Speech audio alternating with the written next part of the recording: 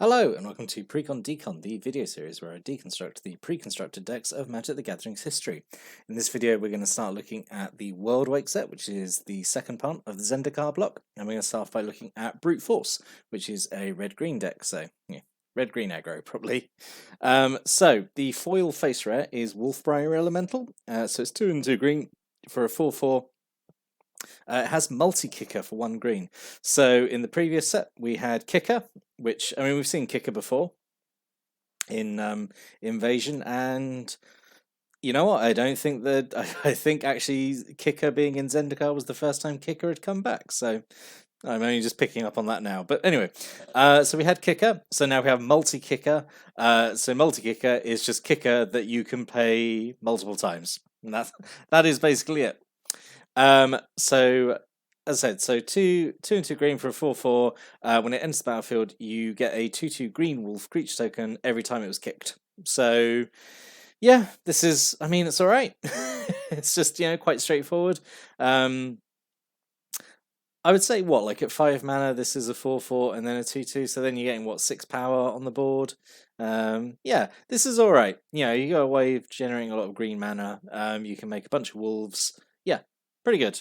Yeah, just solid rare. And the other rare is Terastodon.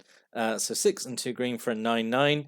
When it enters the battlefield, you may destroy up to 3 target non-creature permanents. For every permanent put into that's destroyed this way, its controller makes a 3/3 green elephant creature token. So from what I understand, this is kind of like a really popular card in Commander, I think, just because it does it destroys 3 things when it comes in. You can't obviously destroy creatures, but you can destroy lands, artifacts, enchantments, all that kind of stuff. And the stuff you're destroying, it being replaced with an elephant is fine because you can usually deal with a 3/3 elephant, whereas blowing up an enchantment or whatever is probably like a lot more useful. Obviously, you can also do this to your stuff as well. You could blow up, say, your lands and make a bunch of elephants. Because once you've hit 8 mana for Terastodon, you probably don't need any more lands. You're probably at a point where you're like, nope, this is fine. I could probably get rid of some lands to make some more creatures. So yeah, I think it's all right. Obviously it's very pricey, but I say it's a very big swingy effect. So yeah, this is all right as the other rare, I suppose. It's a shame the 2 rares are green. There's not like 1 green and 1 red, but it is what it is. We have 2 Gnarlid packs, so 1 green for a 2/2, so better than Grizzly Bears, basically. Has multi-kicker for 1 and a green, enters the battlefield with a +1/+1 counter on it for every time it was kicked. So what, for 2 and 2 green, it's a 3/3, which isn't that impressive. It's a good mana sink, but like, I think most of the time you'd actually just play this as a 2/2 for 2. And that's fine. I think normally you'd have much better things to be spending mana on than just giving this an extra +1 counter. So yeah, it's okay.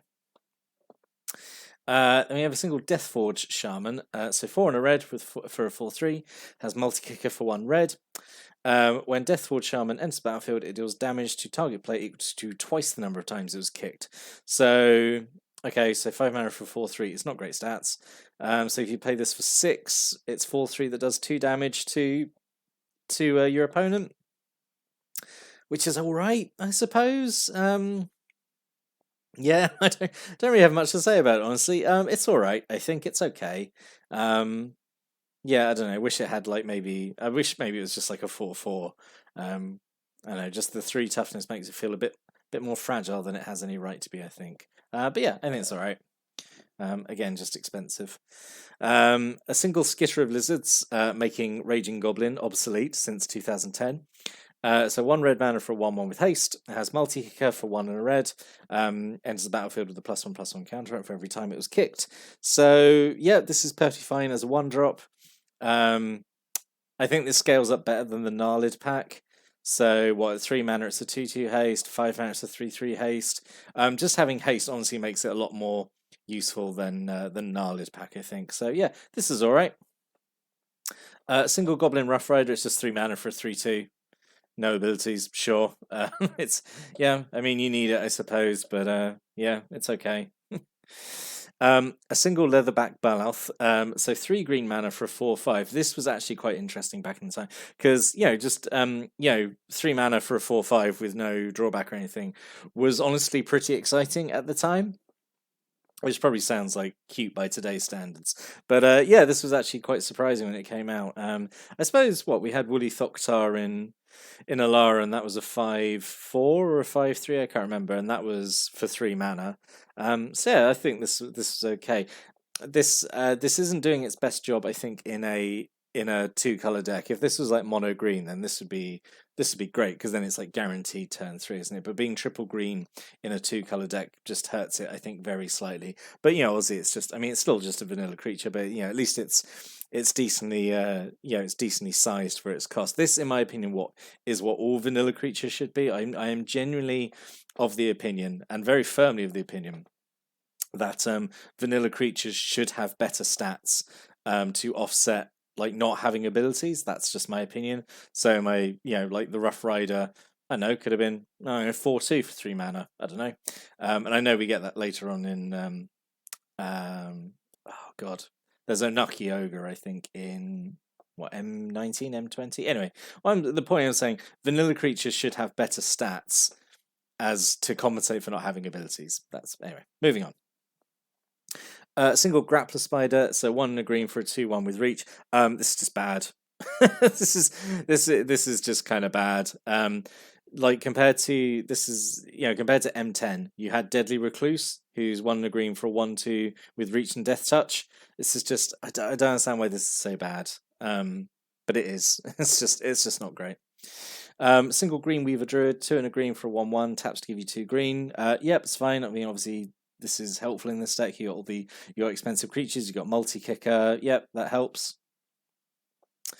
And then just a bunch of M10 cards. We have 2 Borderland Rangers, 2/2 for 3. When it comes in, you search your library for a basic land, reveal it, put into hand. Yep, fine. Single Giant Spider. I have no idea why Grappler Spider is in here when you have Giant Spider, but fine, I guess. We all know what Giant Spider does. 4 mana for a 2/4 with reach, perfectly fine. 2 Giant Growth. We all know what Giant Growth does. +3/+3 for a single green. Yep, good combat trick. A single Canopy Cover. So 1 and a green for an aura goes on a creature. Enchanted creature can't be blocked except by creatures with flying or reach. And enchanted creature can't be the target of spells or abilities your opponents control. So interestingly, if you put this on an opponent's creature, they can't. It's not hexproof. If you put it on an opponent's creature, they can't target their own creature with spells or abilities, which is I suppose a niche, a niche circumstance, but might be useful. Yeah, and it gives this sort of evasion, I suppose. Like for 2 mana, it's alright, I suppose. 2 Vastwood Zendikons. So this is a cycle in Worldwake. Every color had a Zendikon, which is an aura that goes on a land and it turns them into a creature. So this one's 5 mana, turns the land into a 6/4 green elemental. And when the enchanted land is destroyed, you get it back into your hand. So you lose the aura, but you keep the land, which is all right, I suppose.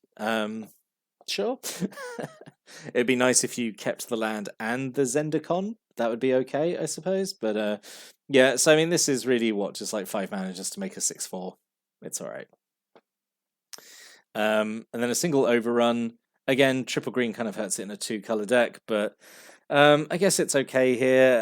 Yeah, this obviously benefits like the Wolfbriar Elemental, making a bunch of wolves and going kind of wide with that, and you give them all +3/+3 and trample. I suppose it's fine, I guess. Rumbling Aftershocks is interesting, and it's kind of really. I really wish these decks were more than 41 cards, because then you could have just had like a lot more interacting with this, I suppose. So Rumbling Aftershocks, 4 and a red, so really expensive.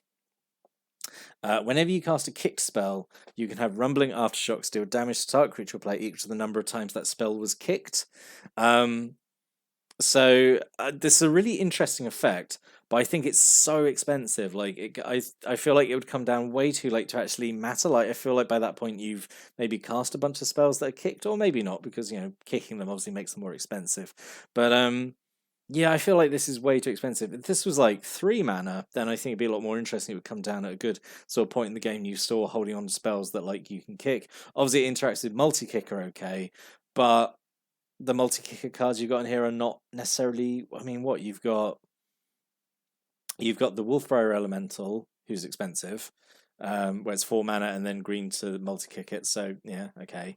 And then the Skitter of Lizards and the Gnarlid pack, which are both. I mean, they're fine, but I don't know. It's just a very, very weirdly designed set. Worldwake. Yeah, it's just a bit all over the place. All these Zendikar precons are a bit all over the place.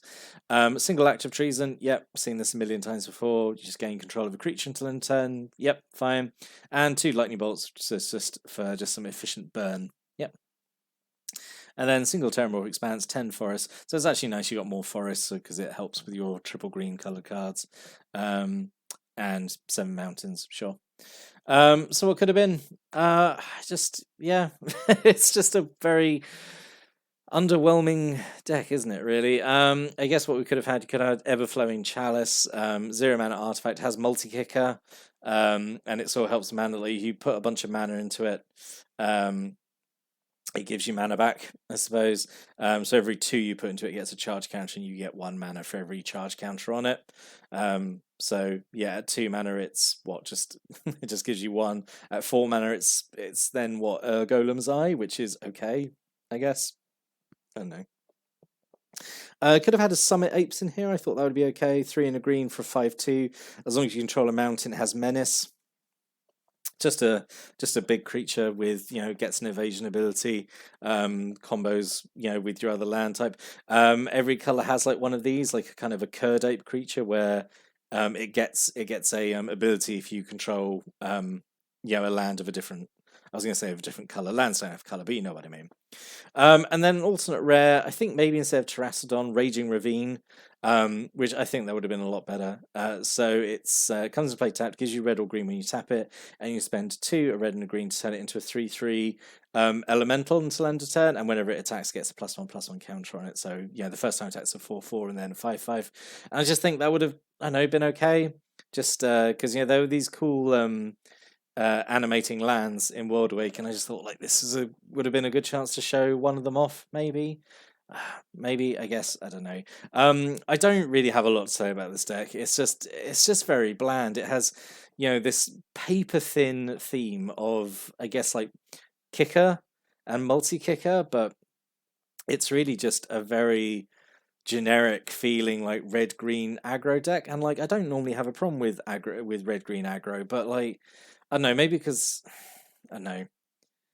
I'm very conflicted about this deck. Not very conflicted. That's probably too dramatic. But like, it's just very bland. And yeah, I just it is firmly middle of the road. Like, I don't think there's anything necessarily bad with it. Like, I don't think there's like bad choices of cards in here. I think the card selection is fine, but it's just there's not much to say. It's just red green aggro, isn't it? And it's not doing anything particularly interesting. But I don't know, I could be wrong. What do you think? What are your thoughts after seeing this deck? Do you have any stories or comments or opinions or thoughts on this deck? Yeah, stick a comment below. I'll give them a read. Always like reading people's comments. But yeah, I'll be back next time. I'm going to look at another Worldwake intro pack, hopefully a bit more interesting than this one. But until then, thanks for watching and listening. Have a great day.